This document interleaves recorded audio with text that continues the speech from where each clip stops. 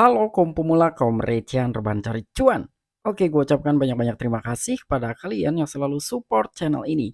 Dan yang baru mampir silahkan klik tombol subscribe terlebih dahulu dan jangan lupa juga diaktifkan notifikasi loncengnya supaya tidak ketinggalan dari updatean-updatean terbaru yang ada di channel ini. Oke, pada kesempatan hari ini gue bakal membahas token Luna Classic. Dimana di sini ada sedikit kontroversial ya mengenai informasi dari token Luna Classic. Tetapi sebelum lanjut ke pembahasan, seperti biasa gue ingatkan kembali kepada kalian tetap do your own research. Di sini gue tidak ada unsur ajakan kepada kalian untuk membeli ataupun menjual koin-koin dan juga token-token yang gue bahas. So, apapun risikonya gue tidak ikut bertanggung jawab. Oke, jadi langsung saja kita cek-cek market terlebih dahulu. Dimana pada hari ini gue buka di exchange Binance dan untuk kondisi market pada hari ini udah kembali bearish. Di sini Bitcoin mengalami penurunan 1,51%. Ada Ethereum, dia pun mengalami penurunan 1,62%. Oke, di sini untuk token Luna Classic sendiri dia pun mengalami penurunan 2,69%. Oke, kita cek dulu dalam sebuah chart dari token Luna Classic. Nah, untuk dari chart token Luna Classic per hari ini memang ada sedikit penurunan ya dan candlenya pun berwarna merah kecil ya. Ini ada sedikit penurunan lah. Oke, jadi sekarang itu ada sebuah informasi yang mengenai dari proposal yang telah diberlakukan dan beberapa komunitas telah menyetujui ya.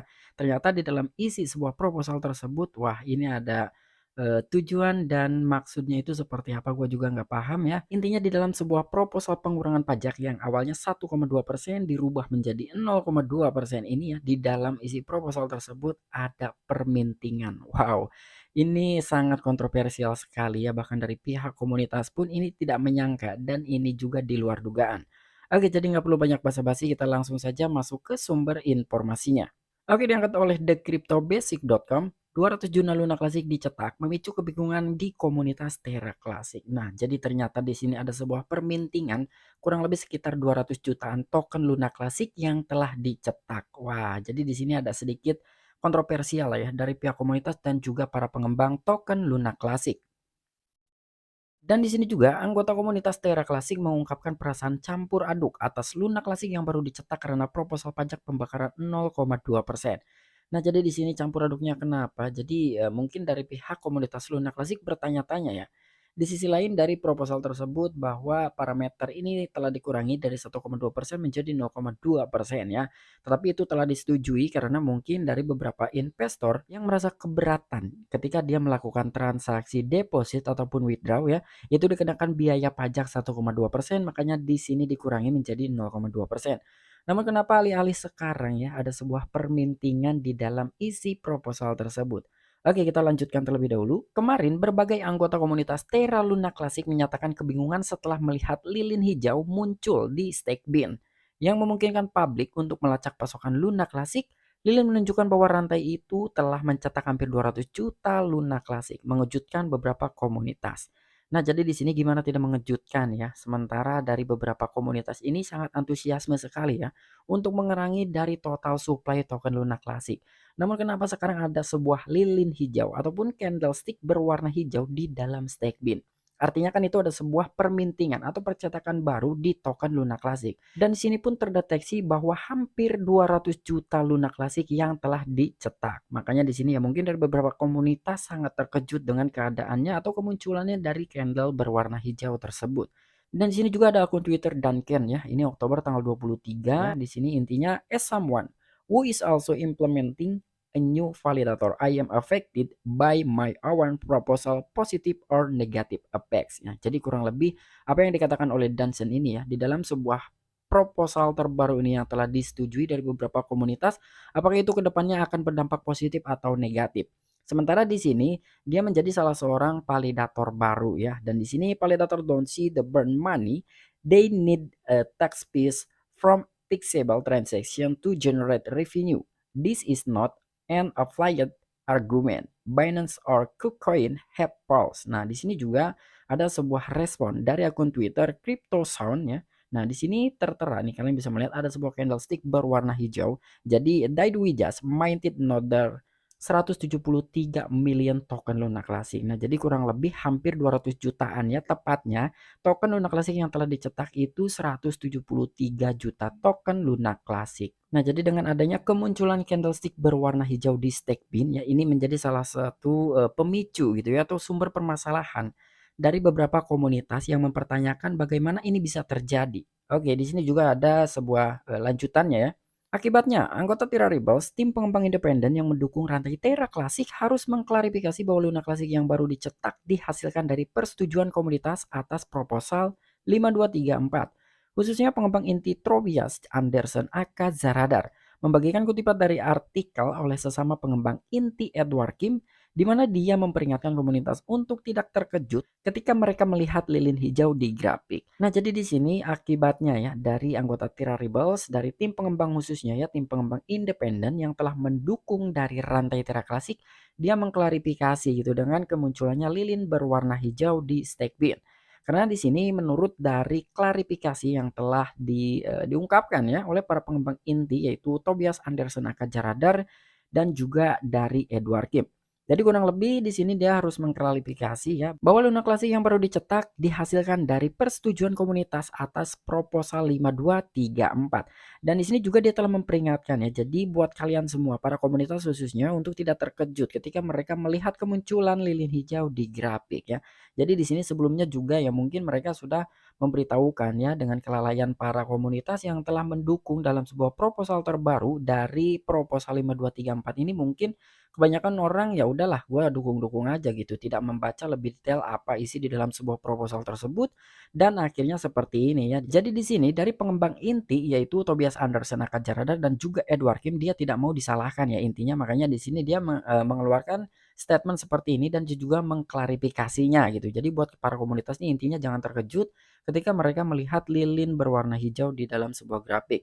Bahkan di sini juga Tobias Anderson ya, ini kurang lebih ini di dalam sebuah isi proposal tersebut yang telah disetujui oleh para komunitas ya. Di sini juga ada yang di blok ya, bukan di blok, intinya ditandai lah.